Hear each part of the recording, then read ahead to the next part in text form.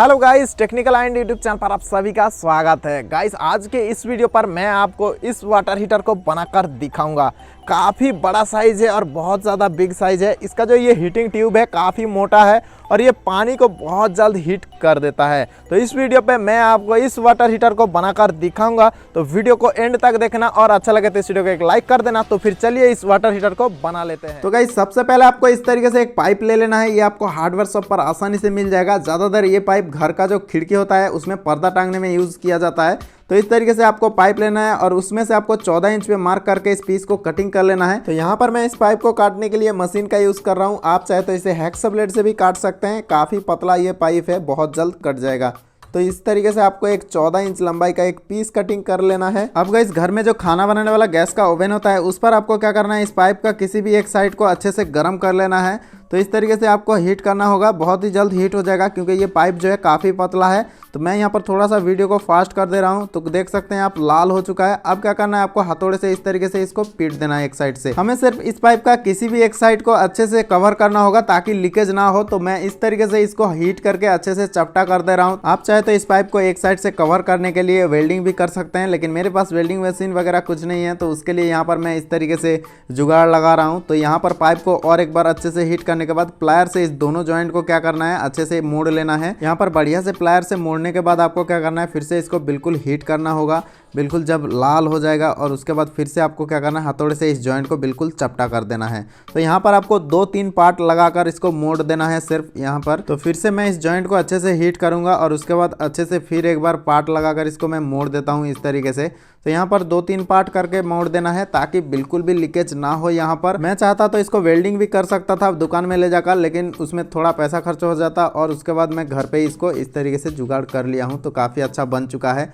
अब इसको अच्छे से फिनिशिंग करना होगा। तो यहाँ पर मैं सैंड पेपर से इसको घिस दे रहा हूँ ताकि इसका जो कलर जो है डिस्कलर हुआ है उसको अच्छे से चमका दिया जाए। तो इस तरीके से आपको फिनिशिंग कर लेना है और लास्ट में फाइनली इसको चेक कर लेना है। इस जॉइंट से बिल्कुल भी पानी वगैरह अंदर नहीं जाना चाहिए, बिल्कुल वाटरप्रूफ बना देना है आपको। इसके बाद आपको एक हीटर कॉयल लेना है। ये मैं लोकल मार्केट से परचेस किया हूँ 60 रुपये का। आप चाहे तो ऑनलाइन भी बाय कर सकते हैं, लिंक डिस्क्रिप्शन पर है। इस हीटर कॉयल को मैं पाइप के अंदर फिट करने वाला हूँ। तो उसके लिए यहाँ पर इस हीटर कॉयल का दोनों साइड का ये जो कैप है इसको खोल कर हटा देना है। इसके बाद इस कॉयल के दोनों साइड का जो नाइक्रोम वायर का सिरा है उसमें हमें वायर कनेक्ट करना पड़ेगा। तो उसके लिए यहाँ पर मैं नाइक्रोम वायर को इस होल से निकाल दे रहा हूँ एक साइड में। और उसके बाद इस होल से आपको थोड़ा हेवी गेज का कॉपर वायर लेना है और इस कॉयल के अंदर से बिल्कुल डाल देना है। इसमें होल है, बिल्कुल आर पार होल है। तो कॉपर वायर को अंदर से बिल्कुल लास्ट तक पहुंचा देना है इस तरीके से।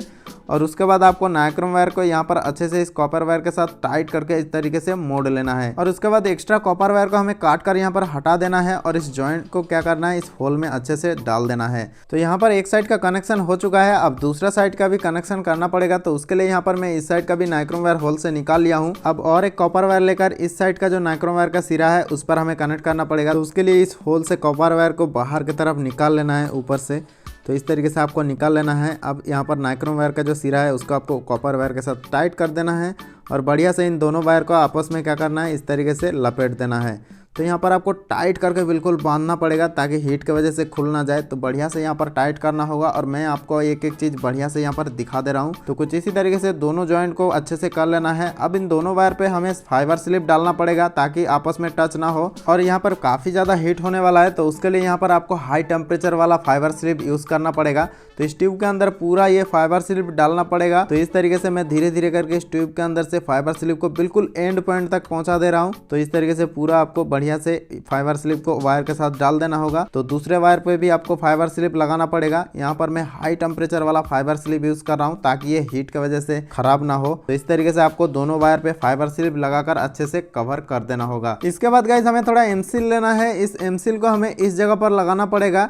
यहाँ पर आप देख सकते हैं ये जो फाइबर स्लिप का जॉइंट है, यहाँ पर थोड़ा सा हमें डाउट लग रहा था कि फाइबर स्लिप जलने के बाद इन दोनों वायर जो है आपस में टच हो सकता है। तो उसके लिए यहाँ पर हमें एमसील लगा दे रहा हूँ। तो कुछ आपको भी इस तरीके से एमसील लगाकर अच्छे से टाइट कर देना है। और गाइस, अभी तक आपने इस वीडियो को लाइक नहीं किया तो फटाफट से एक लाइक कर दो। और आपको कुछ पूछना है तो हमें इस वीडियो के नीचे कमेंट करके पूछ सकते हो, तो मैं उस कमेंट का रिप्लाई जरूर करूंगा। तो फाइनली ये एमसील काफी अच्छे से सूख चुका है। अब गाइस, इस हीटिंग एलिमेंट के इस साइड पे हमें क्या करना है, फाइबर स्लिप को लगाना पड़ेगा इस तरीके से। तो यहाँ पर फटाफट से इस फाइबर स्लिप को इस तरीके से मैं लपेट दे रहा हूँ। तो यहाँ पर मैं इस तरीके से क्यों लगा रहा हूँ ये आपको आगे चल के बताऊंगा।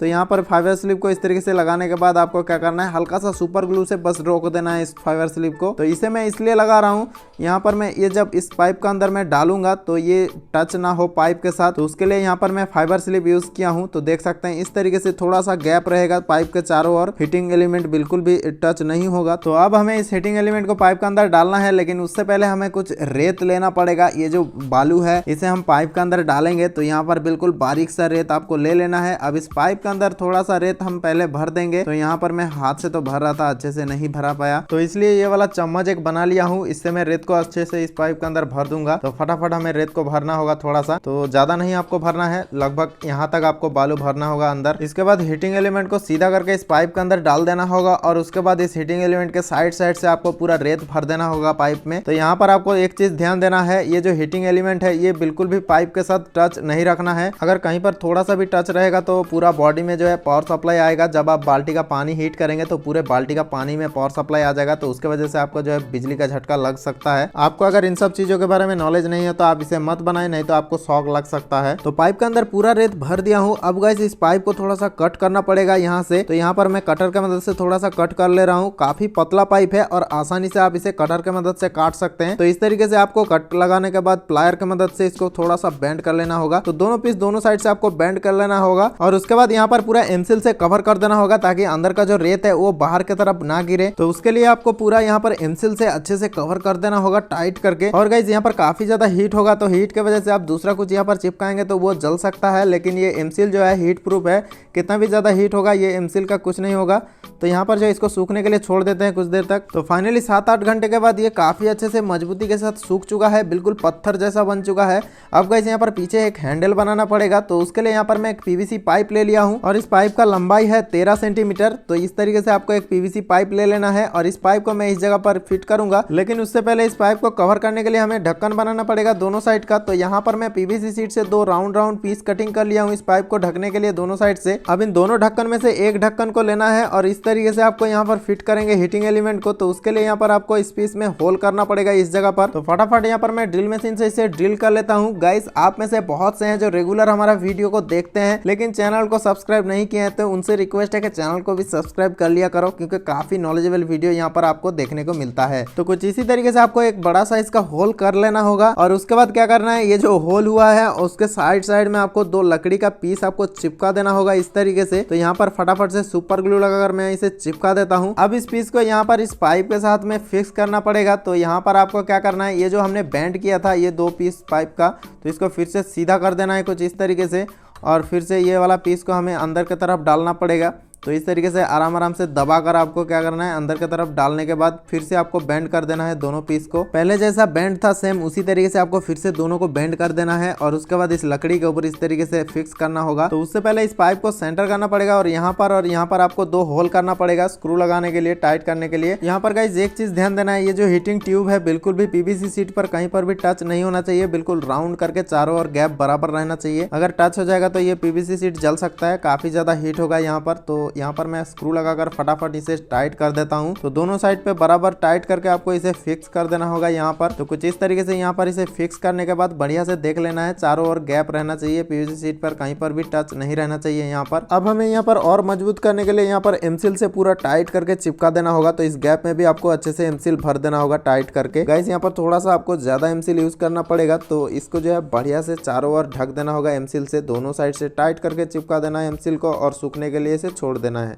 इसके बाद गाइस इस पाइप का ये वाला ढक्कन को हम यहाँ पर चिपका देते हैं फटाफट से। तो कुछ इस तरीके से इसको फिक्स करने के बाद सुपर ग्लू से अच्छे से यहाँ पर चिपका देना होगा और इसके बाद हमें लेना है एक एसी पावर कॉर्ड। ये एसी पावर कॉर्ड थोड़ा सा आपको अच्छा क्वालिटी का यहाँ पर यूज करना होगा। तो इस एसी पावर कॉर्ड को हम इस जगह से अंदर डालेंगे, तो उसके लिए यहाँ पर आपको एक होल करना पड़ेगा। तो फटाफट से मैं इसे होल कर लिया हूँ। अब हमें इस एसी पावर कॉर्ड का दोनों वायर को कुछ इस तरीके से डालने के बाद बढ़िया से इस कॉर्ड को अंदर की तरफ डाल देना होगा और उसके बाद इस वायर में एक गांठ बांध देना होगा ताकि ये वायर खींचने पर भी बाहर ना निकले। इसके बाद आपको एक ऑन ऑफ स्विच लेना है इस तरीके का। ये घर का जो पावर सप्लाई का बोर्ड होता है उस पर यूज किया जाता है और इसके साथ में आपको एक एसी इंडिकेटर लेना है। तो इन दोनों को पाइप के यहाँ पर फिक्स करने के लिए आपको थोड़ा सा ग्रुप कटिंग करना पड़ेगा इस तरीके का स्विच के हिसाब से। तो यहाँ पर मैं स्विच को इस तरीके से फिट करूंगा और ये जो AC इंडिकेटर है इस होल में यहाँ पर मैं फिक्स कर दूंगा और उसके बाद हल्का सा सुपर ग्लू डालकर इस LED को यहाँ पर चिपका दिया हूँ। अब इस स्विच पे थोड़ा कनेक्शन करना पड़ेगा, तो उसके लिए अंदर से हमें एक वायर निकाल लेना है। ये AC पावर कॉर्ड का जो 2 वायर है, उन दोनों वायर में से कोई सा भी एक वायर को निकाल लेना है और बीच में से कट कर देना होगा और बीच में हमें स्विच को लगाना होगा। तो फटाफट से मैं इस स्विच को कनेक्ट कर देता हूँ। तो एक पॉइंट पे आपको इस वाले वायर को कनेक्ट कर देना है और दूसरे वाला पॉइंट पर आपको ये कटा हुआ जो वायर है इसको आपको लगाकर अच्छे से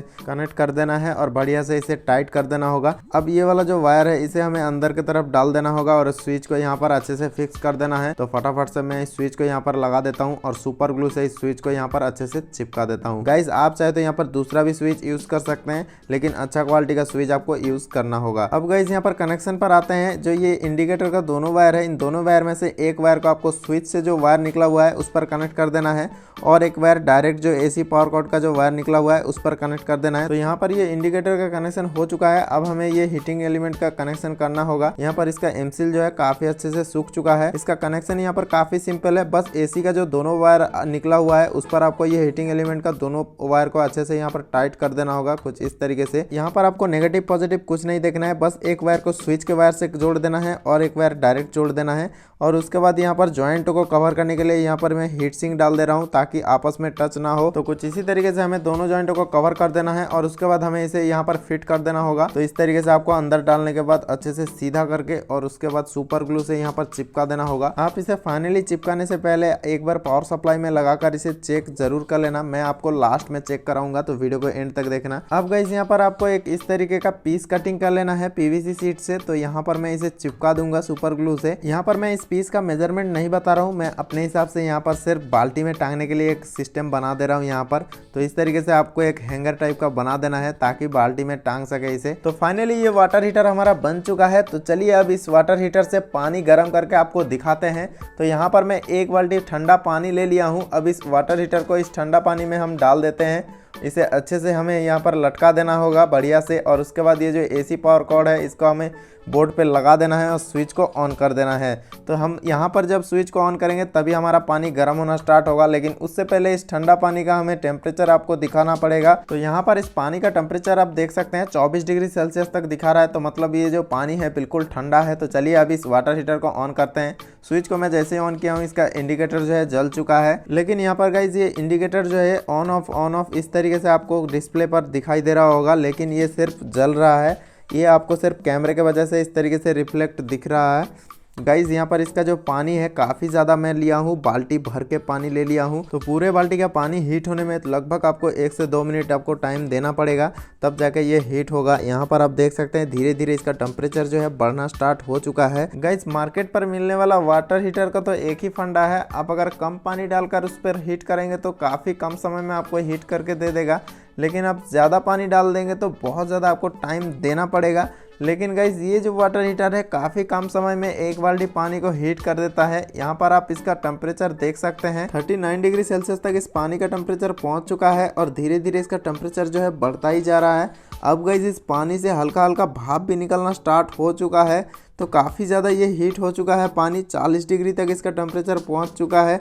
गाइज हमें नहीं लगता है कोई 40 डिग्री टेम्परेचर के पानी में नहाता होगा। नहाने लायक पानी के टेम्परेचर से ये टेम्परेचर काफ़ी ज़्यादा हो चुका है। तो गाइज आप कितना डिग्री टेम्परेचर के पानी में नहाते हैं कमेंट करके हमें ज़रूर बताना। तो 41 डिग्री तक इसका टेम्परेचर पहुँच चुका है। तो चलिए अब इस वाटर हीटर को मैं बंद कर देता हूँ। तो इस स्विच को मैं ऑफ कर दिया हूँ। जैसे इसको उठा देता हूँ देख सकते हैं इस ट्यूब का जितना भी पानी है तुरंत सूख चुका है और धीरे धीरे भाप भी निकल रहा है पानी का।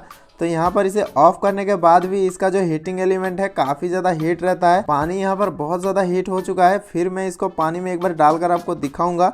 तो देख सकते हैं मैं जैसे इसको पानी में डालता हूँ किस तरीके से पानी को खौला दे रहा है तुरंत। तो यहाँ पर हल्का हल्का भाप भी आपको दिखाई दे रहा होगा। तो बहुत ज़्यादा ये हीट है यहाँ पर। तो ये काफ़ी अच्छे से पानी को हीट कर दे रहा है। गाइस ये वाटर हीटर आपको कैसा लगा? अगर अच्छा लगा तो इस वीडियो को लाइक कर देना। चैनल पर पहली बार आया तो चैनल को सब्सक्राइब करके बेल आइकन जरूर से प्रेस करना। तो गाइस यार आज के लिए बस इतना ही, मिलते हैं किसी और एक अमेजिंग वीडियो के साथ।